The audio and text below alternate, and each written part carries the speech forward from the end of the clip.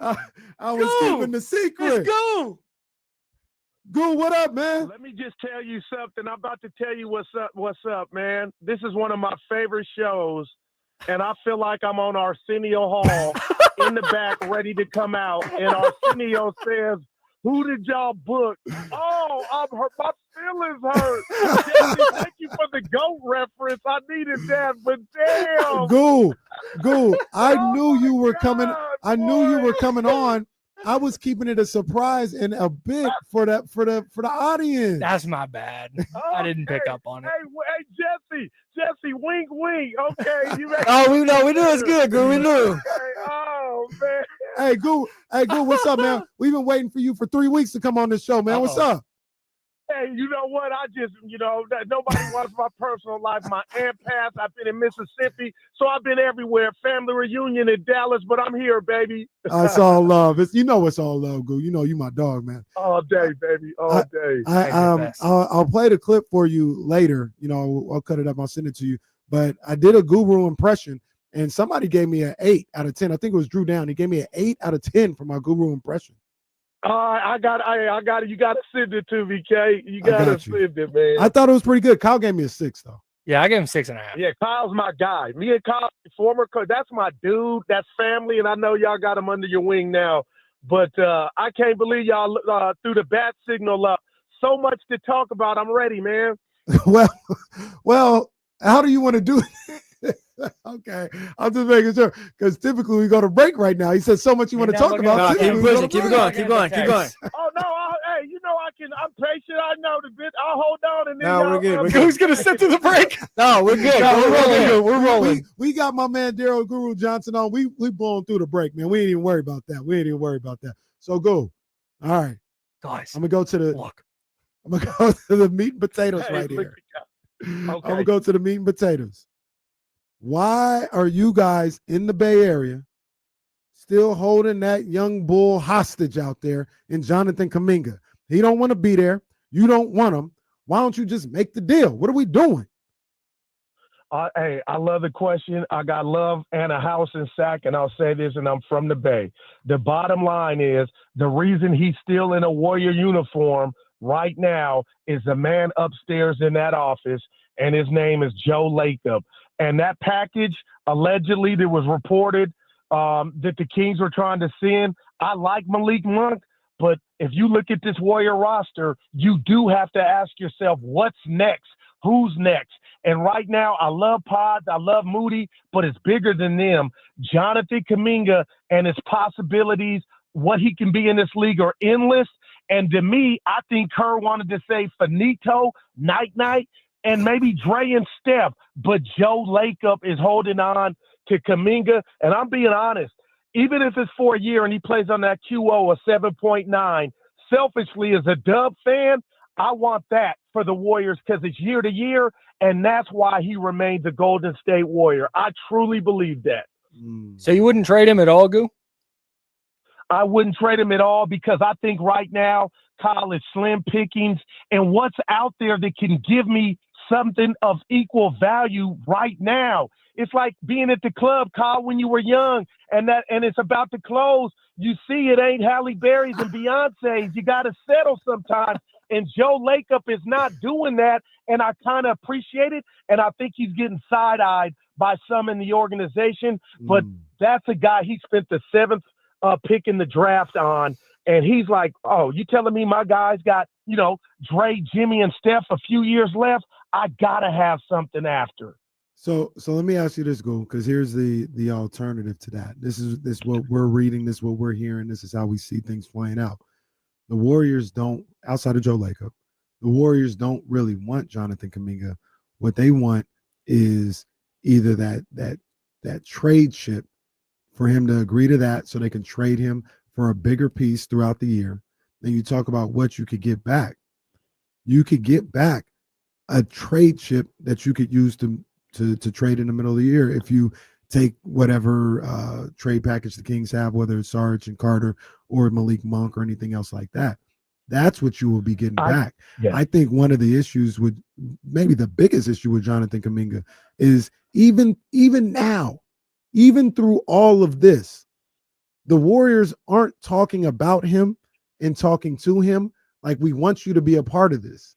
They're talking to him and talking to the Slaters and the Amics about him as if, yeah, we just need your salary so we can go get somebody better than you.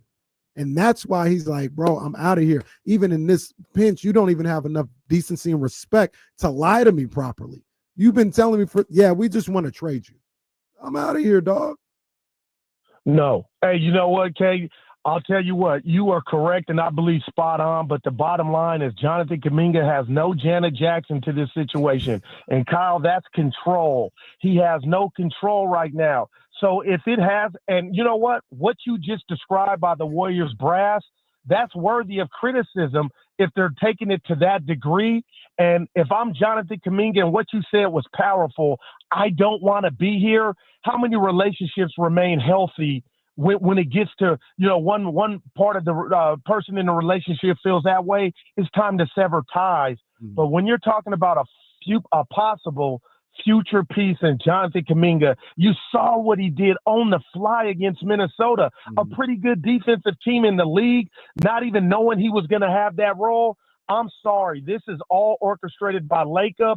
And if Jonathan Kuminga feels like you do, Kay, then why wouldn't he just play? If there's some risk involved, don't get me wrong, on that qualifying offer, 7.9. And if I don't get hurt, and it's a gamble, we all know this, but when that 82nd game is finished and the playoffs, I'm free to go and be the best version of myself. It's a risk, but it could also pay off. And then my last thing, if they were doing what you're talking about, Kay, the Warriors are – why didn't you do this draft night? Why didn't you do this then? And I don't like the fact that you're coming into a season saying, oh, we're trying to get one last one for Steph and the rest of the gang, but we're going to wait to the trading deadline for us to try to do something. I don't like that lack of continuity. Now, they did that this year with Jimmy Butler, and it came up aces. But, man, oh, man, I want, you didn't ask personally, Jonathan Kuminga to remain a Warrior. And I think every day that goes by we don't know or hear anything, that's what it's going to be. Go real quick. I mean, the Janet Jackson reference was fantastic. Talking about Jonathan Kuminga. That's a 4 for me. Go. That is fantastic. My man. Fantastic. But my man Mark Wong in the chat, you can't see this. You can go back and see it later. He says the Warriors may be saying, or Jonathan Kuminga may be saying, yes, Warriors, you want me here. But the question is, what have you done for me lately? What you know about that? That's beautiful. That's beautiful. And I'll say that, hey, tell him I give him a 3, Kyle. That's a 3. That's a 3. And I grade hard. But I got to say this, then, to that point, I'm the first person to criticize Kerr. He's a made man. You're one of my Mount Rushmore of NBA coaches. But the bottom line is you personally botched this Jonathan Kuminga situation. Now, has Kuminga figured out the system? No, he hasn't, but it's not all on him. 22 years old. And again, guys, I know I'm a one-trick pony, but I can't get out the visual of those 4 games against Minnesota in the playoffs. And the biggest hater will say, well, hey, Guru, I went third person. Hey, Guru, they didn't win any of those games. I don't give a damn. The kid can play. Nas Reed was getting the business, and so was everybody else. So with that, it is what it's going to be. And the bottom line is I don't think the Warriors are in position on the fly to try to manipulate a trade right now and get equal value. And I like Monk. But what's Monk's future if he comes to Golden State? I don't know. Does he fit the system? But let me tell you who I think does from Joe Lakeup, and it's Kuminga, and the fact that Kerr has 1 year left. What if they're whispering sweet nothings, Lakeup that is, to Kuminga? Play this year out. Kerr will be gone. We'll get you a new coach. You'll be featured. I know it sounds far-fetched, but how can anybody tell me I'm wrong until we find out something that moves or there's progress on this front? I truly believe that's what's going to happen. Talking with Daryle the Guru Johnson from 95.7 The Game. So Stein and Guru every day from 10 to 2. My man. So Goo, I want to switch gears real quick and talk some football with you. How many games the Niners win this year?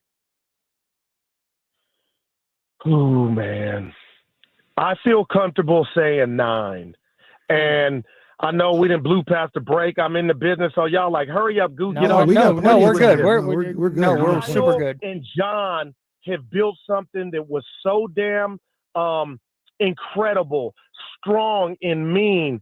And I believe they've blown their natural, organic chance to show the world we got at least one ring out of it. And sometimes in sports, you need a soft reset, and there's nobody to blame. But if you look around, the Greenlaws, the Hufangas, the things that I believe have changed, Debo, Ayuk hurt, I really feel like the great Kyle Shanahan has missed his best chance to cash in that Super Bowl chip. And one thing I don't like about the Niners, you win 6 games and have the audacity to say, oh, look at who's on our schedule, yada, yada, yada. Hello. The NFL, worst to first happens all the time. Who saw Minnesota doing what they did last year? So, Kyle, you asked me a question. I'm going to go Tony Romo and say 9 games. I feel comfortable the Niners winning, and that might not be enough for them to get in.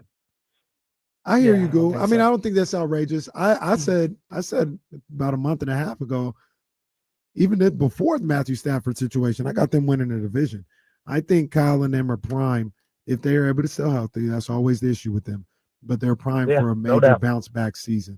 I think Brock Purdy is one of the top quarterbacks in the game. He's now being paid like it. The responsibility will be there for him to elevate this team in times of need. And I think he's capable of doing it. We saw just a little bit of him the other day and Saturday. I know it's preseason. I just want people to stay healthy. I'm not really looking at the performances, but he looked like he was in command of what they wanted to do in that first drive. Finding Pierce off, he could stay healthy. That 3rd and 18 and that pass, it was a different type of a frozen rope. It wasn't like a Josh Allen, Herbert type thing, but the precision, the timing, the accuracy to drop it in the bucket in the middle of 3 defenders, that's what he does on a normal basis. I think Brock Purdy is going to have a big-time season, and if I think he's having a big-time season, I say there's no way he should be having that team in single-digit wins. I think that's a double-digit win team, 10 to 11 games, and I think they will win the NFC West. No, that's interesting. And again, you said the big if they stay healthy. And I'll say this, I thought this was going to be, for the Niner perspective, an off-season, Kyle, of no drama. And I don't care what anybody tells me. I was watching my TV, the 75-inch Samsung, and at the bottom it said Jawan Jennings wanted to trade. Then that went away. It was rescinded, and he hadn't been around. Is he hurt or is he not hurt? My point is, nobody cares about the size of the screen. My point is, that's drama. That's baby drama to me. So if Brock Purdy, who I believe already earned his contract, yeah, I said it, I believe he earned that contract from what you gotten out of him the first 3 years.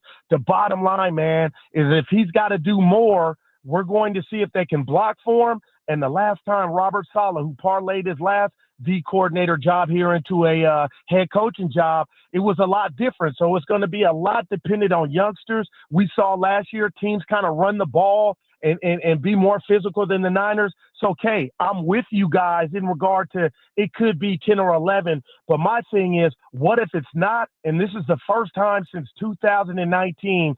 And it's crazy. I'm excited because I don't know what the Niners are going to do. Am I wrong? Am I close to it? Because before they were Billy Badass, and that's why I'm mad at Kyle Matson. I haven't let it go of that play calling on the last drive against the Chiefs in 19, not knowing the rules a couple years ago. Like, you should have one. They were that good and physical, and they don't. But you got to move on, and I don't know where we're at. Is 6 really 10 or 11, or 6, 8, or 9? So it's exciting just to think about.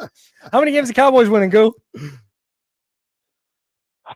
Now, I'm going to say this, because I was going to blow my load, but that edition, yeah, no, not on this show. Diddy messed everything up for everybody. You guys are so sophomore, you can't say anything. All right, you know what I meant. I was going to get upset.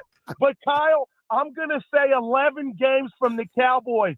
I believe in Ebersol. I believe in Brian Schottenheimer's dad is looking down upon him. And Pickens and CeeDee Lamb and Dak, who Dak has been whacked, will have a top 5 offense. I really, truly believe they'll win 11 games. I really, truly believe that. You asked and I gave it to you. I ain't seen 11 games for the Cowboys this year, man. I just don't think Of course you're not. Of course you're not. Look, is Micah going to be there week 1? Jerry told you in the Netflix doc, I live for this. And it's just so, I love the dude. He delivered 3 early, but it's just like, Grandpa, I'm hugging him like, man, quit. Everybody knows what you're doing, and this is all for show. But what I am real quick scared about is Micah hadn't had the pads on, so let's say this gets fixed. Bosa did it, and he was okay, but he didn't have the best season, and you go out there and pull something. That's how I look on the Guru computer about, this is all fun and games, but dude has not been playing, and I don't like that. So he will be there week 1, Thursday night against Philly. Well, Goo, I want to thank you for believing in me and believing that we will get this thing done with Micah, because we had an agreement, and and then the agents got involved, and I remember when Jay-Z got involved, and I never trusted an agent after that. So, Goo, I'm glad you see it the way I do. You're going to take him to dinner? Well, we can go to Morton's. Kyle, I got to get this out before I go. All right. Well, Kenny and Kyle, if you take the pig around back and come back with bacon, what happened to the pig? Hey, you guys are great. You're the best, Goo. You guys know where I'm at, man. Hit me anytime, man. I listen every day. Absolutely, man. And, we got to go out in Champagne and campaign, big dog. We got to step out the way we do, dog. Yeah. All Appreciate right, you, baby. Anytime.